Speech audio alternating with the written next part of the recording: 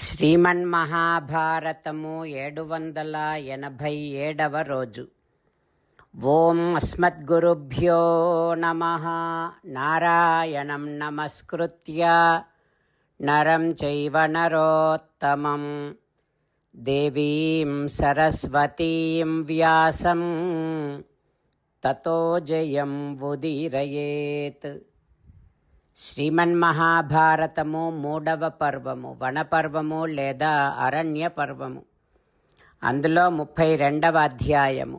సూత మహానుభావుడు శౌనకాది మహర్షులందరికీ ప్రవచనం చేస్తూ ఈ రకంగా చెబుతూ ఉన్నాడు. ఓ మహర్షులారా, వైశంపాయన మహర్షి జనమేజయ మహారాజుకు శ్రీమన్మహాభారతాన్ని ఉపదేశం చేస్తూ ఇలా చెబుతూ ఉన్నాడు. ఓ రాజా, ద్రౌపదీదేవి ధర్మరాజుతో ఈ రకంగా అంటూ ఉంది.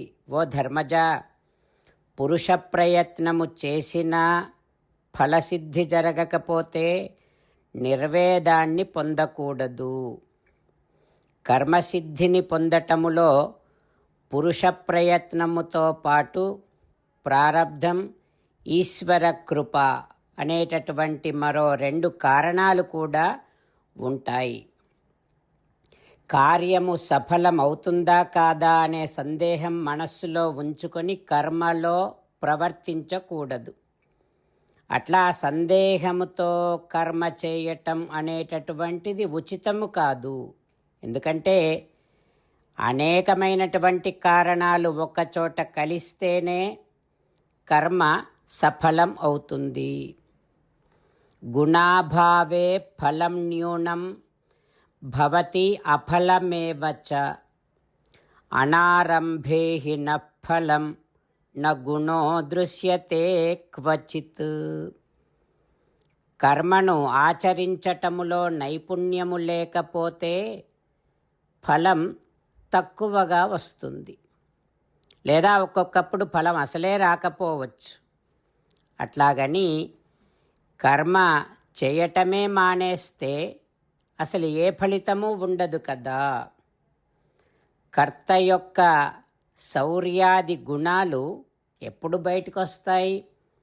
పని చేస్తేనే కదా, కర్మ చేస్తేనే కదా.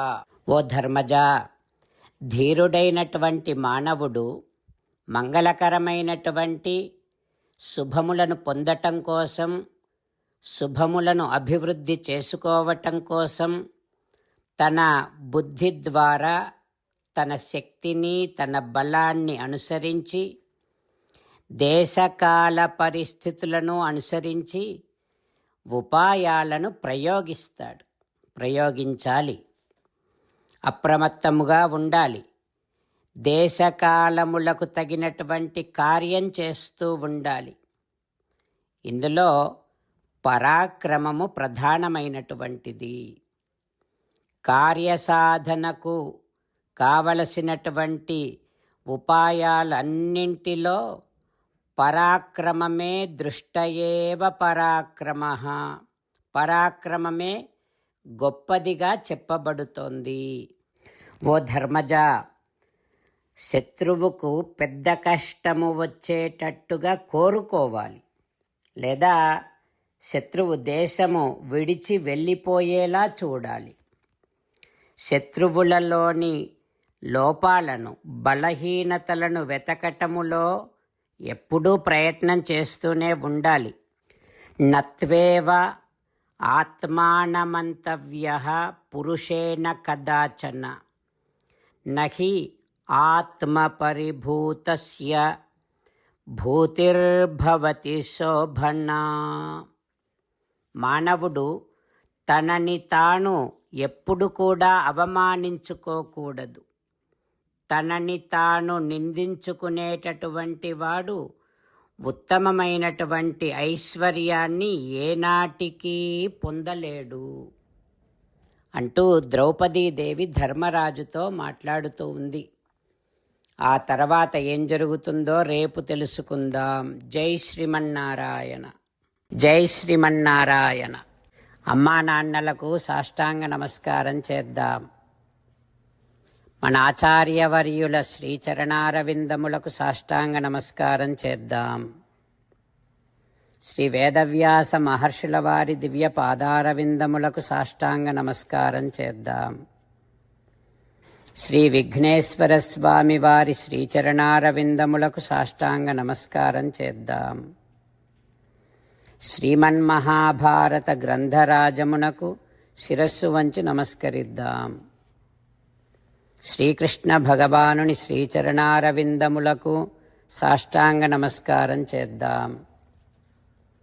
మన హృదయ మందిరములోనే అంతర్యామిగా వేంచేసి ఉన్నటువంటి శ్రీమన్నారాయణుడిని సేవిస్తూ మనని మనము స్వామికి సమర్పించుకుంటున్నామనే భావనాపూర్వకముగా సాష్టాంగ నమస్కారము చేస్తూ స్వామి నామ సంకీర్తన చేద్దాం. శ్రీమన్నారాయణ నారాయణ నారాయణ శ్రీమన్నారాయణ నారాయణ నారాయణ. శ్రీమన్నారాయణుడే శ్రీకృష్ణ భగవానుడిగా వచ్చి మనందరికీ భగవద్గీతను ఇచ్చి మనందరినీ ఒక 8 పనులు చేయమని చెబుతూ ఉన్నాడు. అందుకని భగవన్ తప్పకుండా చేస్తామంటూ మనం ప్రతిరోజు ఈ రకంగా మాట ఇద్దాం. హో శ్రీమన్నారాయణ కరిష్యే వచనం తవ సర్వం శ్రీకృష్ణార్పణమస్తు. జై శ్రీమన్నారాయణ.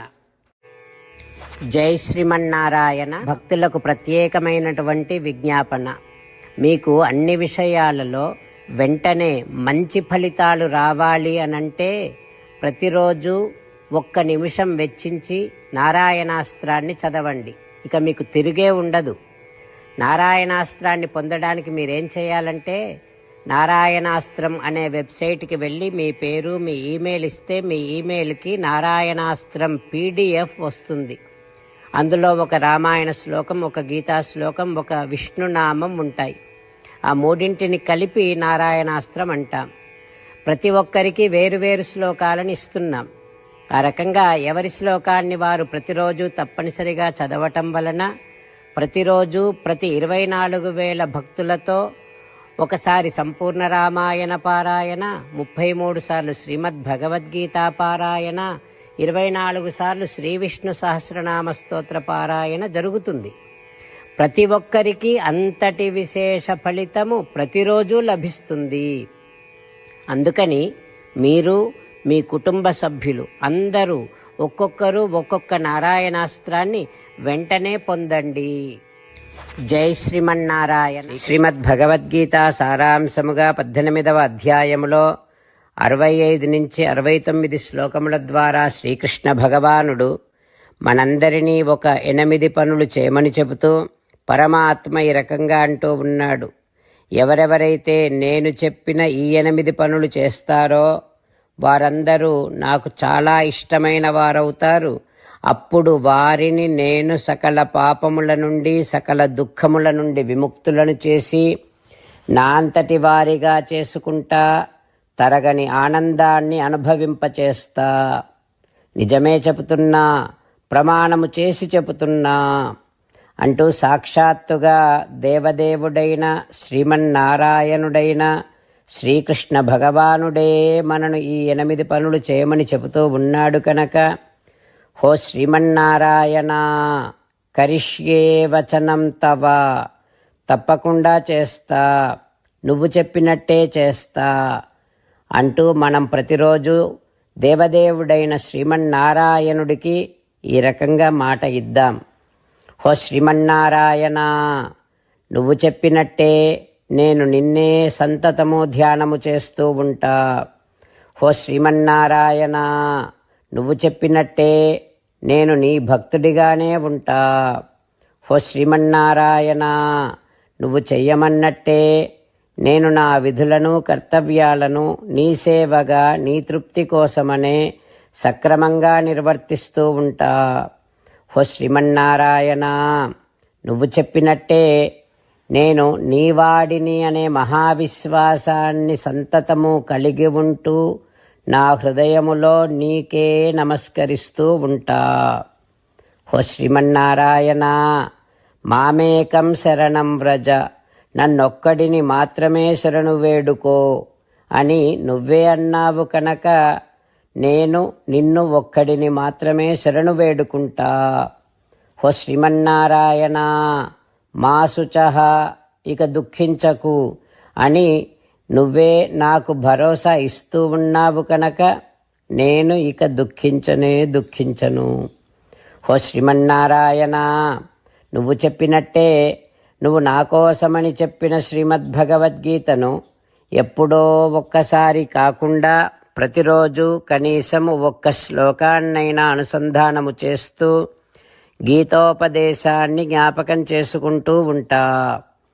హో శ్రీమన్నారాయణ, నువ్వు చెప్పినట్టే నువ్వందరి కోసమని చెప్పిన శ్రీమద్భగవద్గీతను తెలియని భక్తులందరికీ తెలియచేసే నా వంతు ప్రయత్నాన్ని నిరంతరము కొనసాగిస్తూనే ఉంటా. హో శ్రీమన్నారాయణ, నేను నువ్వు చెప్పినట్టే చేస్తా, నీకు నచ్చినట్టే ప్రవర్తిస్తా, నీకోసమే పని చేస్తూ ఉంటా. కరిష్యే వచనం తవ. సర్వం శ్రీకృష్ణార్పణమస్తు. జై శ్రీమన్నారాయణ.